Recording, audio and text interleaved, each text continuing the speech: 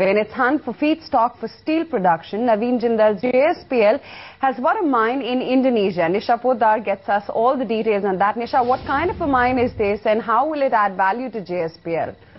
Aisha, what I gather from my sources who are directly involved in this particular deal is that JSPL has bought a coking coal mine in Indonesia. Remember, this is a greenfield mine with estimated reserves of about 70 million tons of coking coal. Now, coking coal is a precious metal as far as steel making is concerned. At the moment, JSPL does not require it, but as it goes higher in the value chain and sets up its blast furnace for which it does have future plans, it needs coking coal. Remember, the prices at which coking coal is hovering at the moment is over $200 per ton.